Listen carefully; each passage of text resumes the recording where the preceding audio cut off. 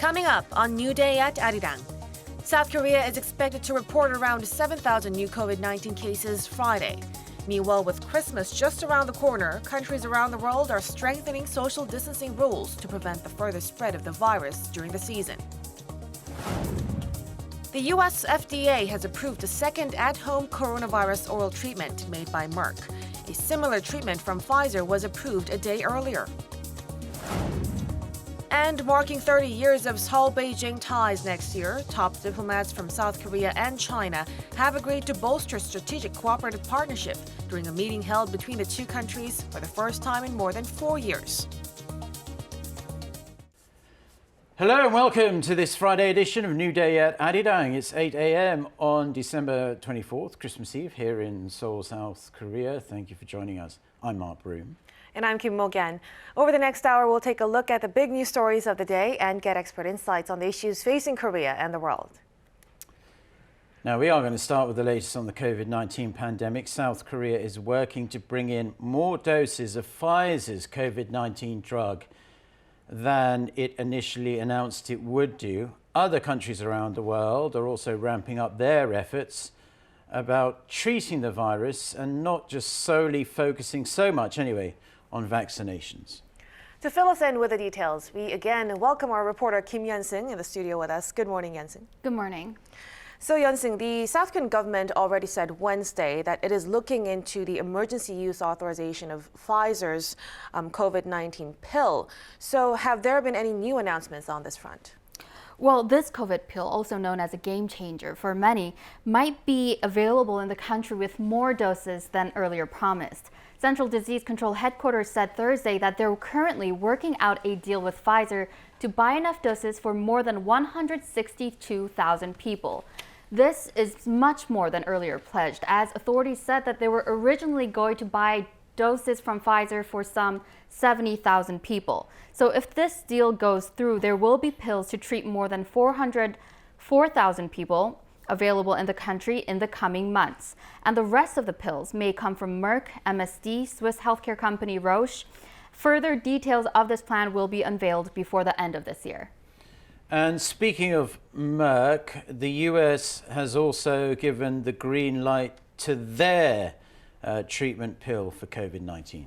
Yes, exactly. So the U.S. health regulators signed the go-ahead for a second COVID-19 pill, molnupiravir, from Merck. The Food and Drug Administration cleared the path for this new drug only a day after doing so for Paxlovid.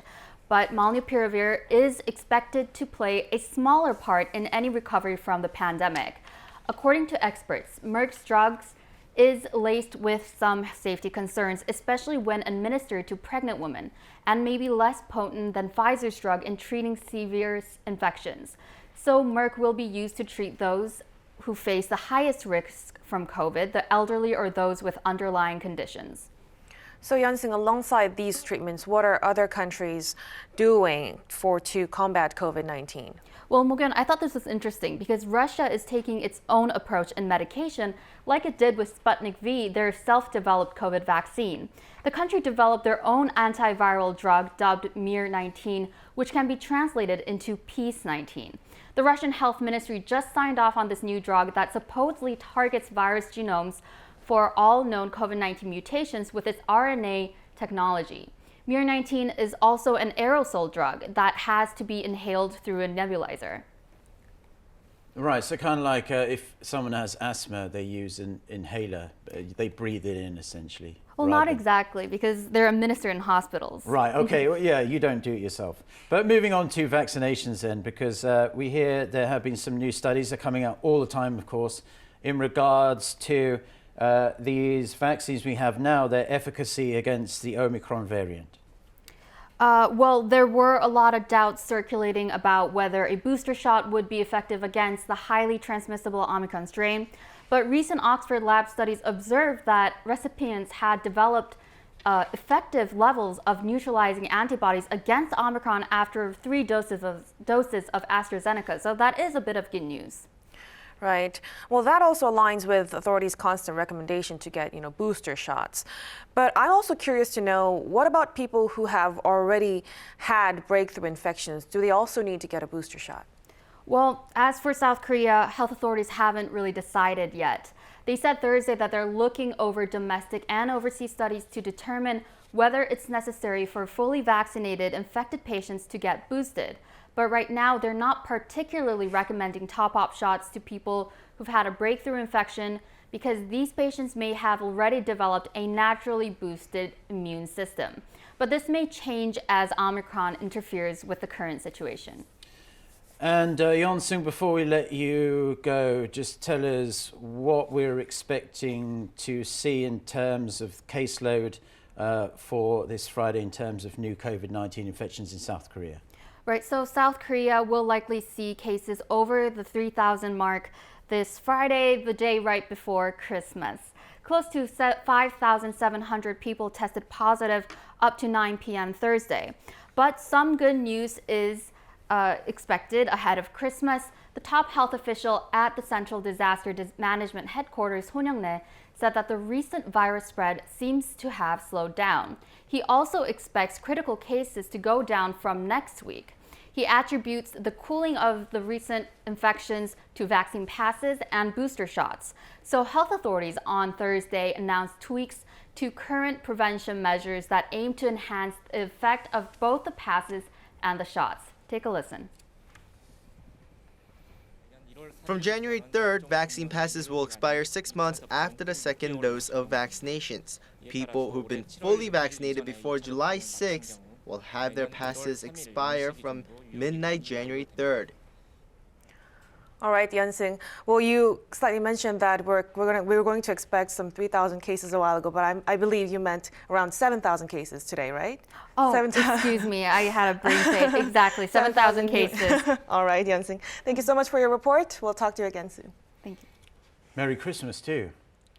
Now, despite the emergence of Omicron in recent weeks, the pandemic isn't dampening the festive spirit, especially for Mo-kyun. She looks like a Christmas tree today as we approach Christmas and the New Year. However, considering the circumstances, large-scale gatherings and events have been scaled down or scrapped altogether due to newly implemented virus prevention measures. Kim Dami has a wrap-up. A red troop of Santas rappelled down from a chimney and delivered Christmas gifts to children at a hospital in Rome. Members of the Italian Alpine Rescue Team staged this delightful performance on Thursday in the hopes that the pandemic will end in the best possible way in the new year. It is important to do it, even if we can give them only 3 minutes of distraction and happiness in this difficult situation. Moscow is also warming up the holiday spirit, with the 28-meter-high giant Christmas tree decorated with LED lights and more than 1,400 ornaments at the main square inside the Kremlin. I've always dreamt of decorating this spruce and of visiting this place. But as Omicron is spreading fast across borders, the New Year celebrations are expected to be spent in a calm, cautious manner again this year. Paris canceled its New Year's Eve fireworks for the second year in a row over Omicron fears. Year-end private gatherings in Germany will be capped at 10 people, and the UK is reportedly considering a lockdown after Christmas.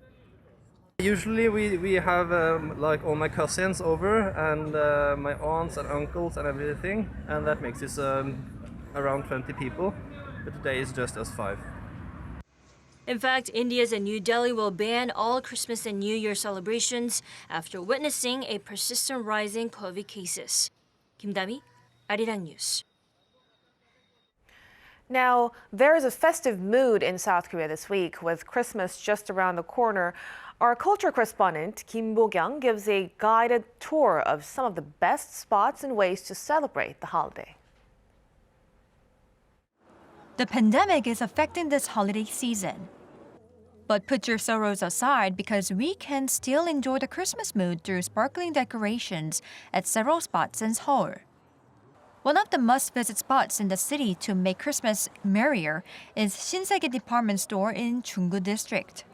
The mesmerizing media facade on its outer wall with a circus theme is more than enough to catch the eyes of passers-by. Made up of 1.4 million LED pixels, the 3-minute story facades displaying tightrope walking and a moving ribbon let citizens dream of a fantastical Christmas. The inspiration is said to be from the movie The Greatest Showman, and the location has already gone viral as an Instagrammable spot. As the organizers had hoped, the content is giving people a burst of joy and warmth, along with a message that the year-end and upcoming new year could still be full of magical moments for you. Christmas tree lovers will be excited to visit Hyundai Department Store's Trade Center branch in southern Seoul, which boasts more than 100 trees standing in the main plaza. Christmas trees standing 13 meters high, all covered in golden lights, offer the perfect backdrop. A white wooden cabin sitting amid the trees makes people feel like they have taken a trip for the holiday. A total of 300 evergreens, including firs and emerald green trees, will be decorating not just the Trade Center branch, but also other Hyundai department store branches and outlets across the country.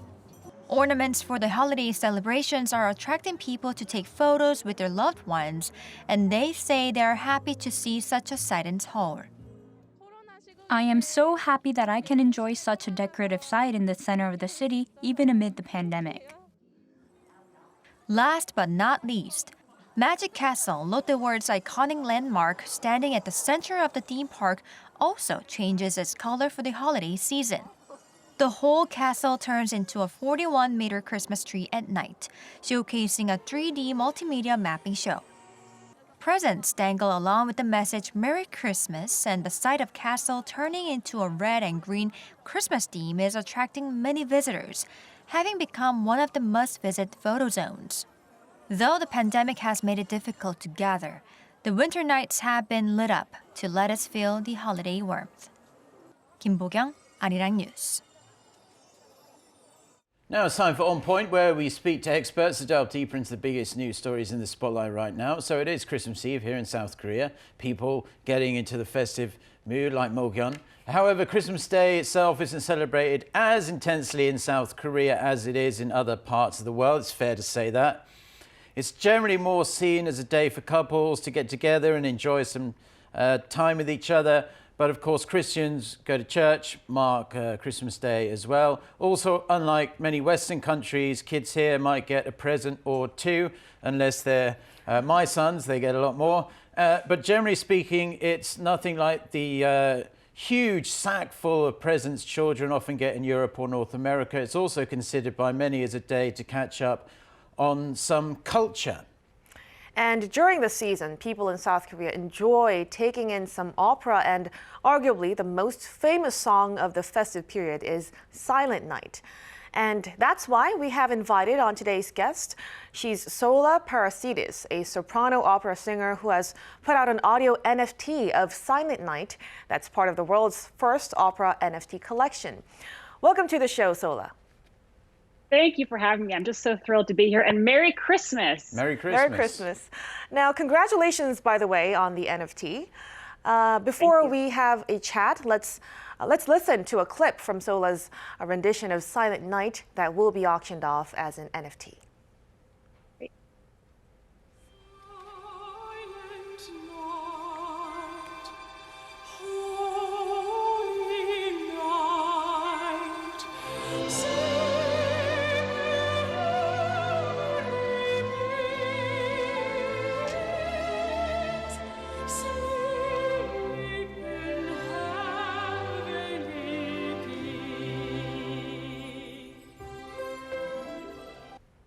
Wow, the song sounds wonderful, and you must be very proud to be part of history.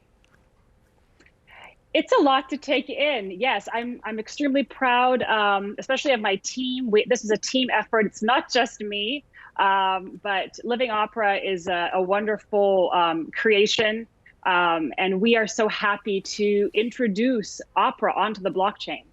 So Sola, we'd imagine you'd normally be busy performing in front of audiences at this time of the year, but unfortunately, the pandemic seems to have put a stop to that. Has COVID-19 badly affected the opera business these past couple of years, and have you been able to perform live in front of a crowd? It's really been difficult for the entire sector. No, I haven't been practicing my craft in front of people. I did participate in an online gala, however, and that's part of why we've turned our attention to digital media, because we not only see this as the future for music, but a way for us to stay creative when we face so much uncertainty. Now, as a performer of the fine arts, having that special magical connection with the audience and seeing their reaction must be absolutely joyous, and why you love performing so much. There's also the monetary aspect that you're missing out on because you're not getting paid to do these shows in front of thousands of people. So how have you adjusted to all the changes that have been enforced upon us, and especially you as a professional opera singer? Well, it's been really challenging, as I said, for the whole sector. And I really miss the audience. I love to sing for people, and I really love singing for children, especially. It's so fantastic to see children engage with classical music and see their little faces light up. And of course, financially, it's been really challenging. For me, it's been different than for other people, because during the pandemic, I launched my business, Living Opera, which we say is an art tech company producing multimedia content for emerging opera singers and educational content to let people know about what it takes to be an opera singer. So I was very busy. But just from singing, yes, I mean, our income was basically eliminated, and we don't know as a sector when we will recover. And so there's always uncertainty in the life of a performer, but this is doubly uncertain at the moment. And so let's also just talk more about the NFT collection you're a part of. Did you pick the song Silent Night yourself, and how did the project all come together? Right. Well, when we wanted to produce our first album as the company Living Opera, we were first going to go in a different direction. We were going to actually work with an orchestra in Munich to produce a German opera album, because I specialize in German opera, Strauss and Wagner. But as I sat with the team, we decided as a group that this was perhaps the wrong time for that project, and it might be better to do something more relatable and uplifting. And so we arrived at a Christmas album, and we thought, what better to encourage and uplift people after the last couple of years, but with Christmas carols reimagined with all new orchestration and the operatic sound that is so powerful and so gripping. And so we have decided to launch this as a full album in 2022. And we wanted to start with Silent Night, just because we love that song. And I felt very confident that this would be a great vehicle for rallying people around the project. Now, finally, it's been on the tip of everyone's tongue throughout 2021, NFTs. Do you see NFTs becoming a real big part of the performing arts, especially during times like this? And do you have any plans to do more of this in the future? Perhaps bring out a collection that is entirely your own? Yes. Well, two things. I really think anytime we create things online, they should always point to something we can experience in real life. And so one of my goals in creating digital assets and NFTs is to point people back to the concert hall when we will be able to gather. So anytime I'm imagining a project, it's always to get people together in person. And yes, we have many ideas about NFT collections. I have about 5 in development right now, and I'm really looking forward to bringing them to the public, because I think that it will show that we have reimagined this art form in a playful way, in a fun way. My favorite collection I'm working on right now will actually humanize and show our favorite composers just as people. For example, many people don't know that Bach was an extreme coffee lover, or Beethoven was very particular about his soup. And so we are going to explore that with digital art and classical music paired together. Well, Sola, it was a pleasure to speak with you. Merry Christmas and best of luck with your NFT auction, and hopefully we'll see you back on stage in front of capacity audiences very soon. I would love that. Merry Christmas. Merry Christmas.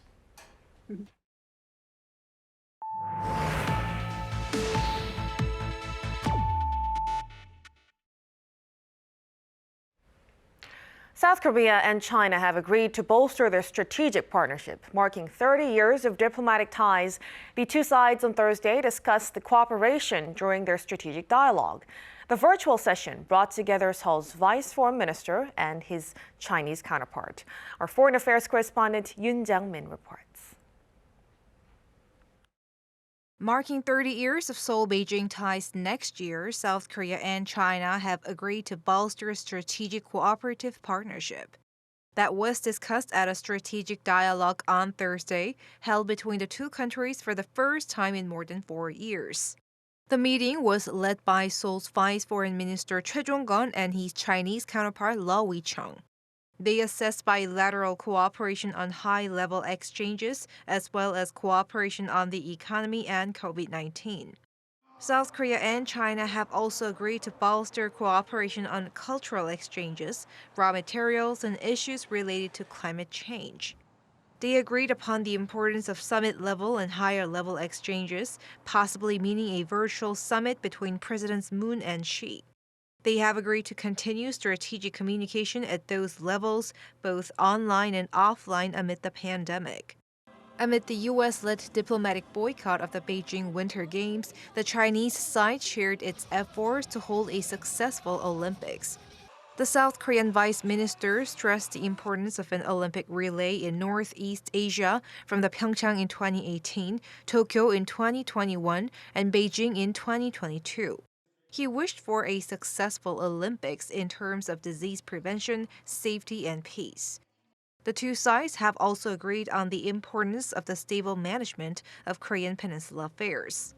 Reaffirming the goal of complete denuclearization, they exchanged views on the end-of-war declaration and ways to restart the Korean Peninsula peace process.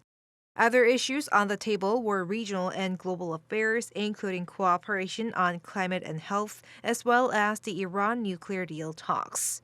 Yoon Jang-min, Arirang News. U.S. President Joe Biden has signed into law an important ban of products made in China's Xinjiang region, citing Beijing's oppression of its largely Muslim Uyghur minority population. The legislation imposes a near-blanket ban on the inbound shipment of goods to the U.S. from Xinjiang, which is a major supplier of cotton and solar panels. It requires suppliers to first prove their products were not made with forced labor. The bill passed the House of Representatives and the Senate by unanimous votes earlier this month. In other news, Russian President Vladimir Putin is accusing the U.S. and its Western allies for heightening tensions over Ukraine, insisting that he prefers to resolve differences through diplomatically. Putin also urged the West to give Moscow security guarantees if they want Russian troops to pull back from the border. Kim Hyo-san has the story. Russian President Vladimir Putin is pointing fingers at the West for increasing tensions on the Ukraine border. We put it straight. There must be no further expansion of NATO eastward. What is there not to understand? Was it us who deployed missiles near the borders of the United States? No, it's the United States who came with the missiles to the doorstep of our house. Speaking at his annual year-end news conference Thursday, which lasted about 4 hours, the Russian leader called on the West to move quickly to meet Moscow's demand for security guarantees. You're demanding guarantees from me, but it's you who must give us guarantees. Immediately, right now, instead of babbling about it for decades. Russia drafted a security document last week that demands NATO deny membership to Ukraine, as well as other former Soviet countries, and roll back the alliance's military deployments in Central and Eastern Europe. To this, the U.S. and its Western allies said Russia would not be given the kind of guarantee Putin wants, highlighting the key principle of NATO that membership is open to any qualifying country. Putin also said his country would prefer to resolve the tensions through diplomacy rather than conflict. The Russian leader welcomed upcoming talks with the U.S., slated to begin next month in Geneva. However, he warned that Russia expects the discussions to produce swift and concrete results. Putin also touched upon numerous other issues, including Russia's economy and gas exports. Kim Hyo-san, Arirang News. Consumer prices in the US soared by 5.7% on year last month, marking the fastest pace of inflation in 39 years. According to the US Commerce Department on Thursday, last month's increase followed a 5.1% rise. In October, consumer spending, which accounts for 70% of US economic activity, edged up 0.6% last month.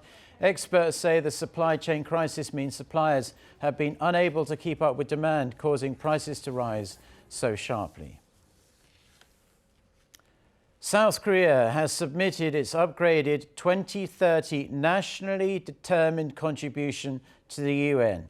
The government raised its goal to cut greenhouse gases by 40% from 2018 levels by 2030.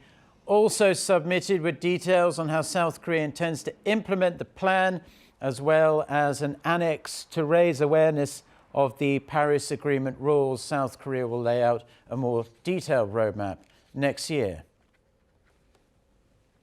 President Moon Jae-in on Thursday visited a South Korean military unit that shares a sea border with North Korea. He expressed his gratitude to the troops for carrying out their duties despite the harsh working and living conditions. Kim Ji-yeon reports. President Moon Jae-in and First Lady Kim Jong-suk on Thursday visited a frontline military unit on South Korea's western border island of Baengnyeong-do and thanked the Marines for their hard work. The presidential office of Cheongwade in a statement said the president flew by helicopter to Baengnyeong-do, the closest South Korean island to North Korea. While there, he paid his respects at a memorial dedicated to the 46 sailors killed in 2010, following an attack by North Korea that led to the sinking of the Cheonan corvette. The president then visited the headquarters of a Marine brigade to be briefed on the unit's hard work. He also visited an observation post to encourage the troops there. President Moon expressed special gratitude to the troops for serving in an area that is constantly on high alert and for keeping their posts, despite inconveniences of not being able to leave the island frequently compared to other units due to unpredictable weather and high tides. 군사적 긴장이 높았던 만큼 2010년까지만 해도 여기서 천안함 피격 사건이라든지 또 연평도 포격전 이런 6.25 전쟁이 정전된 이후에 최고의 군사적 충돌이 있었고 자칫 전면전으로도 비화될 수 있는 그런 상황이었습니다.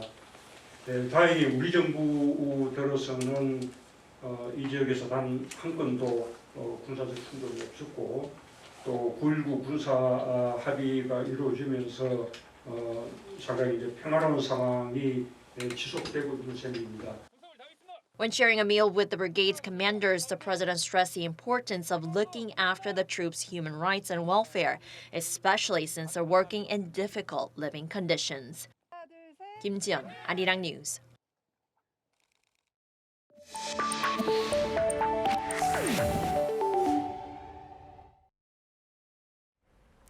Welcome to Dialogue This Week. In this corner, we invite guests from in and out of Korea to talk about a wide variety of issues ranging from culture and sports to the latest trends around the world. Now, as we mentioned, today is December 24th, which means it's already Christmas Eve here in South Korea. Traditionally, Christmas is seen as the season of sharing and giving, not only in Korea, but also across the world. But with the emergence of COVID-19 and the restrictions imposed on gatherings, the good deeds of the season don't seem to be reaching those in need as much compared to pre-pandemic levels. So how are charitable organizations preparing for Christmas amid the pandemic? And what can we do to contribute to the spirit of sharing this season? For the details, we are joined by Amy Ja Kim, co-founder of Goom, a charity based in the U.S. that provides access to education for Korean orphans, and Baek Ju-hwan, the co-founder of Hope, a nonprofit organization that seeks to help underprivileged children have access to the English language, both via Skype. Good morning to you both. Thank you so much for joining us. Good morning. Good morning. Thank you. Thank you for having me. Thank you, too. Well, it's a season of sharing and giving, as I said, and end-of-year giving has been a big driving force in the nonprofit sector. So let's begin with Amy. So GOOM is not only short for Korean Kids and Orphanages Outreach Mission, but also holds the meaning of dream and hope in the Korean language. So Amy, GOOM is a charity that provides support for Korean orphans and also provides supplemental funding for post-high school young adults. Can you tell us a little bit more about how GOOM was first established? Yes, of course. Thank you for having me. GOOM was started unofficially in 2004 and 2005. I was a Fulbright English teacher in a medium-sized town of Gumi, between, halfway between the Daegu and Seoul and closer to Daegu. And when I was volunteering at a children's home in that town as I was teaching, I realized that the children there didn't have a lot of toys. And as it was getting colder, I realized that they didn't have a lot of gloves. And I started asking questions of the staff at this one particular children's home. And I said I would like to put together a small toy drive and a small glove drive. Would that be okay? And that was the beginning of GOOM in 2004. And then in 2007, a group of friends and I were back here in the United States, and we established a nonprofit based in Michigan to support this work. And it's been growing ever since 2007. Well, that is so thoughtful of you. So I must ask, how are the young ones who need help brought to the attention of GOOM? And are all of the children and young adults you help Korean? Yes, all of the children that are supported through GOOM are living in a children's welfare center, or what we used to call an orphanage. And although the word orphanage is in the name of GOOM, since 2004, we've moved away from the use of the word orphan and orphanage and into the more modern language of children's welfare home and at-risk children and foster children. So all of the children that we're supporting have grown up in these types of homes and are either currently living there or are now aged out of those homes and are starting lives on their own. Some of them are able to go to college. We provide college funding and support for those children in that way. Now let's bring Chu-hwan into the conversation. So Chu-hwan, HOPE is short for Helping Others Prosper Through English. How exactly does HOPE operate? And at the first place, what made you establish this nonprofit organization? HOPE was started in 2008. I was at that time, I was very surprised to know from my expat friends in Seoul that there are this huge group of expat people and foreign resident people in Seoul that want to participate in volunteer works in Korea, but they just don't have this opportunity. They don't know, how to give their help to those who need them. And I also know there is a big group of, underprivileged children in Korea who want to engage with English-speaking teachers. So our service model was to kind of connect these two groups. So that was how it started. So not only is HOPE nonprofit, but it really depends on the core value of giving. So Chu-hwan, what do you think drives these volunteer English teachers to make the commitment, and I assume for the long term as well? Yeah, like I said, I was really surprised that expat people or foreign residents in Seoul, that they feel left out in volunteer community. They didn't really know what kind of opportunities are out there. So I still get emails and phone calls, questions all the time. How can they help? So I think their desire and needs to participate in community service, I think that's the biggest driver for those volunteers. And so the classes they are teaching, it can last as many as 2-3 years because they have this, drive. Well, it's really good to hear that many people are gaining more interest in participating. Well, both GUM and HOPE operate on the basis of human interaction, sharing knowledge, and giving care. So, Amy, let's touch upon the impact of the ongoing pandemic. How have things been different in the past couple of years due to the pandemic, and how did GUM and the children have to adjust to this? Well, obviously during the pandemic, we haven't been able to go into the homes, and that's been the biggest challenge. So volunteers have not been able to visit the children's homes since approximately January, February of 2020. And so we're coming up on 2 years here now where the children in these children's homes who relied on a lot of external support and volunteers coming in to teach classes similar to what it sounds like HOPE offers at-risk children as well. And it's been very tough because the pandemic has been isolating for everyone, but particularly for these children in the children's homes where there are a lot of rules because there's group living, as you can understand, and rightfully so, there's concern about stopping the spread of COVID-19.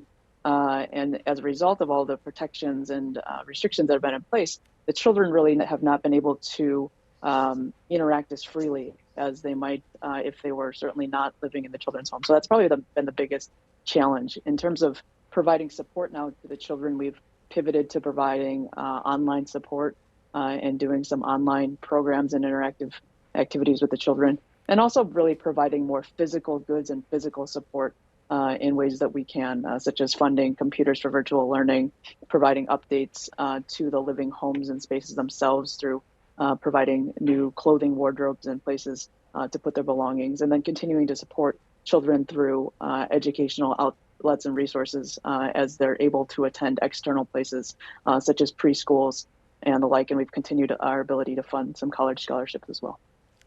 Well, that's all good, but let's hope the situation would get better next year.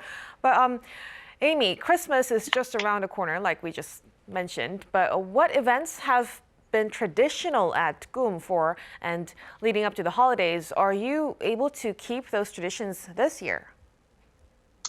That's a great question. And GUM actually was started around this season, around the Christmas season in Korea in 2004, as I mentioned. And we have not been able to obviously have the in-person big party. We have always had since 2006 a very large Christmas party gathering at a couple of the homes in Gyeongbuk province near Gumi, as I mentioned. And the children have always looked forward to those events on an annual basis. And unfortunately, since 2020, we have not been able to have the in-person activity. So this is the second year in a row where there's been no in-person activity. And so this year, we were able to send some funds for volunteer shoppers to go and be able to provide gifts for the children in 3 different children's homes. I think it's 175 gifts. And then there are also some gingerbread kits that have arrived to the homes in Gyeongbuk province, where the children will have a gingerbread house making competition. Wow. Now, what about you, Chuhan? What are some of your memories from holiday Christmas events that HOPE has held over the years before COVID-19? Yes, we've done various things like food drive, clothing drive. We've organized many, fundraising parties, English camps. But yeah, we're very sorry that this Christmas, we can't have that kind of events this year. So look forward to the next chance. But yeah. Yes, we will. We will look forward to that. And now for audiences here in South Korea and internationally as well, who want to reach out to, how can we contribute to the support that GUM provides, Amy? Yes, of course. We're always looking for support around the globe, and I think the best way to start initially to get some more information is to engage with us online. You can visit our website, which is www.kkoom.org, and find out more information there. And then from our website, you'll find out that in the spring of 2022, we are going to have a backpack drive, and that's something that people locally in South Korea can contribute to by either volunteering to shop for some backpacks and some school supplies, and that people overseas can support by contributing some financially so that we can procure those goods cost efficiently in South Korea. And then more broadly than that, we like to think that everybody, regardless of their ability to give financially, can always give of their time and their awareness and just seek more understanding about who these children are and what their needs are in the children's homes, and then be able to provide support for the holistic understanding that these are children who are aspiring to be normal, healthy, and happy kids just like any other home. And so we try to bridge that gap between the institutional living that is the reality of living in a group home setting with the sort of normal comforts of living in a regular private home that many of us were fortunate to be raised in. So with the funding and the supports that GLOOM has, we try to provide those experiences that are memorable, that give children something to hold on to. And so this year, maybe it's the gingerbread house competition, and we're hopeful that in the future we'll be able to get back into some of the group and in-person activities that are really a lot of fun for our volunteers and certainly memorable for the children that we serve. All right. And before we let you both go, well, Amy, the change to a new year isn't going to eradicate COVID-19, but as the world makes efforts to live with COVID, what goals does GLOOM have for next year? It's certainly to continue to increase the awareness of the work that we're doing and to invite others to participate with us, whether that's through some of the virtual program interaction that we're doing, or whether it's through helping us find new connections and continue to find opportunities to support more children's homes and more children in South Korea. And also, what about you, Chu-hwan? How about for hope? Recently, we haven't had much hopeful news here in South Korea in terms of social distancing restrictions, but when hope can help the less fortunate have access to English lessons again, what goals do you have for the organization? Yeah, I hope from next year we can expand, our classes, English classes, to those less fortunate children. Our activity was quite slow last 2 years, so good thing is that we have a lot of potential volunteer teachers applications. So I think from next year we can utilize those help a lot. Yeah. All right. Well, I'm afraid we will have to wrap up our discussion at this point. Thank you so much, Amy and Chu-hwan, for your contributions to our show. I hope you both have a warm and abundant Christmas holidays. Thank you very much.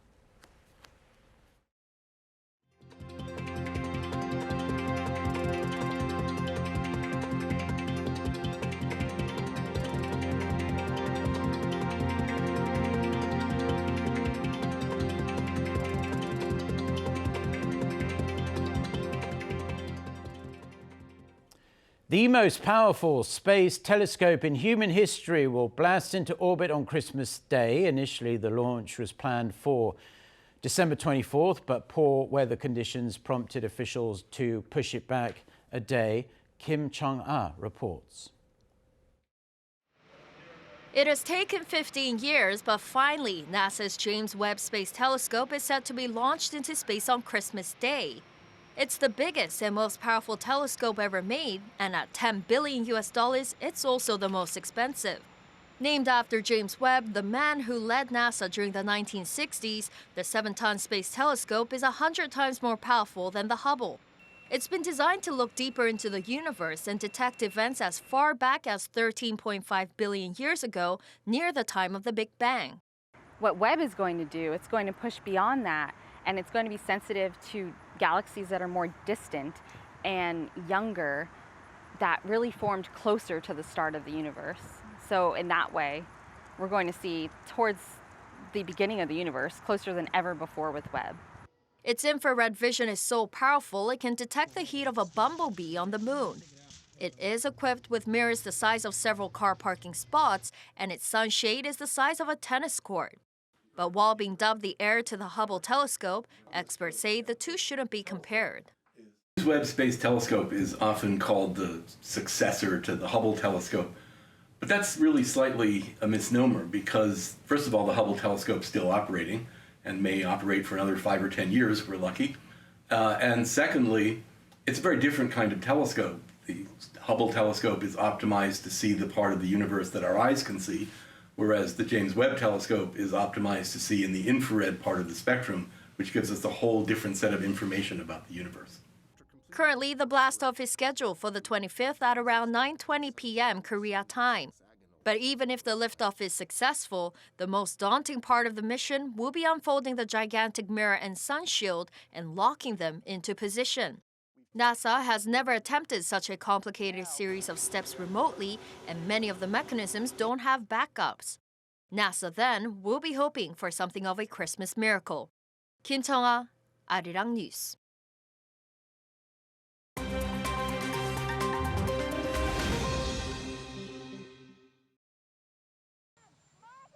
Let's take a look at what's going on in the world now. U.S. President Joe Biden says he will run for re-election in 2024 as long as he's in good health. The 79-year-old president, speaking with ABC News on Wednesday, said he would welcome a rematch with former President Donald Trump, adding that the chance to go up against his 2020 rival would make him more likely to run. Biden has been adamant about seeking a second term, despite the fact that he would be 81 years old on Election Day. However, according to his White House doctor, Dr. Kevin O'Connor, he's been deemed to be in good health and fit to successfully execute the duties of the president, to include those as chief executive, head of state, and commander-in-chief.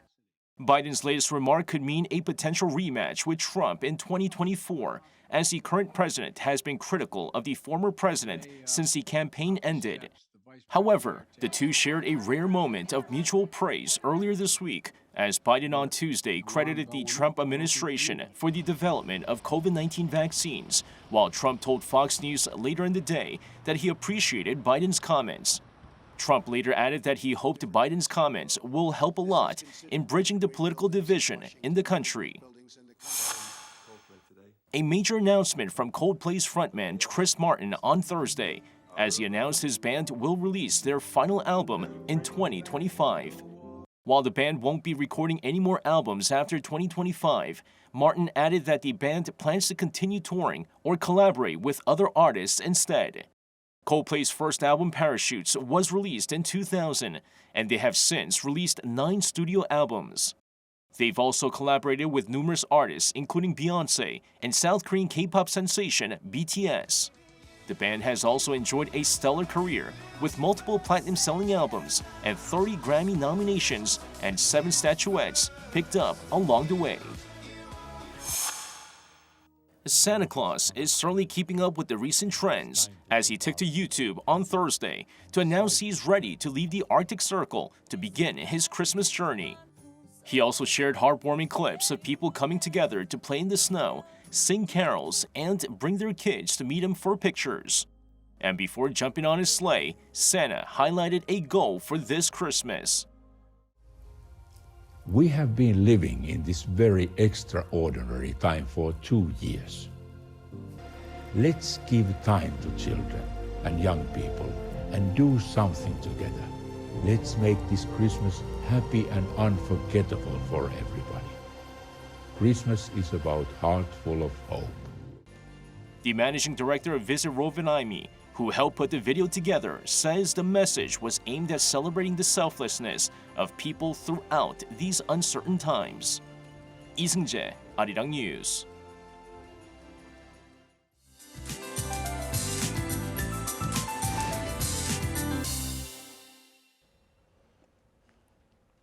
Good morning. Forget about the warmth we had past few days. Freezing winter weather is back in action on this Christmas Eve.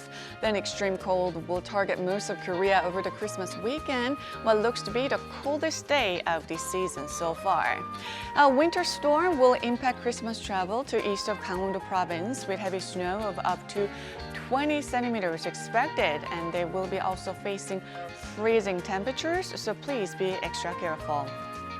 Morning temperatures are actually similar to slightly higher this morning. Daegu and Chuncheon are beginning the day at -1 degree with a bit of sunshine to start off the day. Highs will also be a 2 to 5 degrees lower this afternoon. Daegu and Gwangju going up to just 10 degrees Celsius. But remember, you're going to start to notice the big chill from the late afternoon. With that, here's a look at the weather conditions around the world.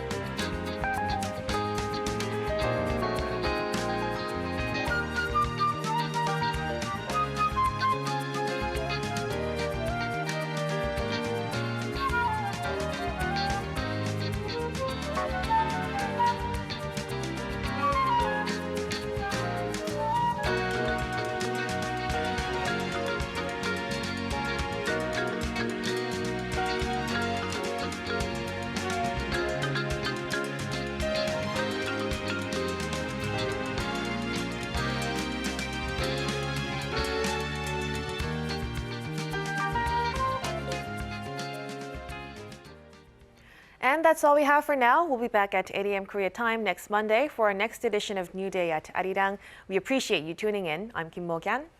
And I'm Mark Broom. On behalf of everyone here at Arirang TV, have a wonderful Christmas. And thank you as always for joining us. Until next time, goodbye.